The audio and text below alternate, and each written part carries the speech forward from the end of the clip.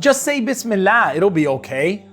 Subhanallah, that's a great transgression with Allah subhanahu wa ta'ala, that you just assume that something that could be haram, that you haven't looked into, that you live your life with that haphazard approach. Allah will forgive it. Just say Bismillah, everything will be fine.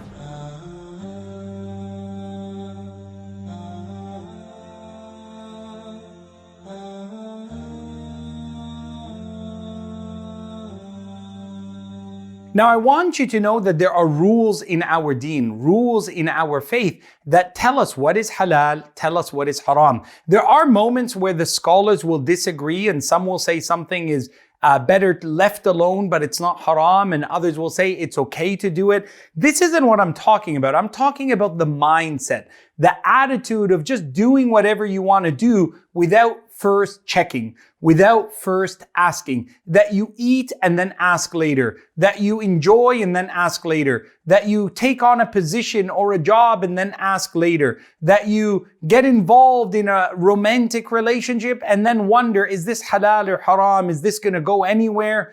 Good, yes or no, later. Those kind of things are something you need to be very careful with, and they are a transgression with Allah. The Prophet ﷺ says in the authentic hadith, Al-halalu bayyin. Halal is clearly known. Haram is clearly known. وَبَيْنَهُمَا. In between that which is clear in haram and halal, there are things that are muddled up, that are confusing. Not many people are able to have fiqh and understanding. And it becomes important for you not to transgress limits, that you ask and take judgment from reliable, trained, honorable scholars. People who you trust their scholarship, trust their opinion, who have an outward way with Allah that you assume inwardly is consistent as well. It becomes important for you not just to make your own decisions, to make your own qualification, to say it should be right. Oh, I think it's halal. Oh no, I'm not sure if it's haram. But look, it's okay.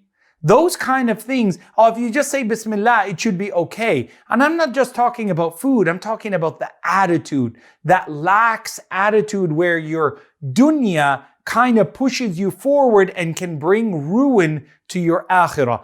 Don't be the type of person who lives life without questioning and asking and wanting to know deeper, right from wrong, good from bad, halal from haram, sunnah from bid'ah. And there are actions that certain people will do in the name of Allah that are not pleasing to Allah. There are certain things that people will say about the Prophet ﷺ that are not true about the Prophet ﷺ. And it becomes important for you to be a person who seeks to follow the honest and true sunnah of the Nabi Muhammad ﷺ, to understand the Quran, to understand the tradition, the way the early generations understood it, to step away from modernist approaches that want you to just, assume everything will be okay, that God is a God of hearts and He just judges your heart. And if you meant good, that's all that's necessary.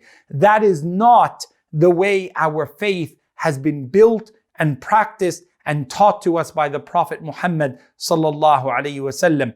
We are people that we assume anything that relates to the worship of Allah must have a precedent and must have a dalil, an evidence from the life of the Prophet ﷺ. And anything that is questionable in life is something that requires for you and I to take heed and caution in.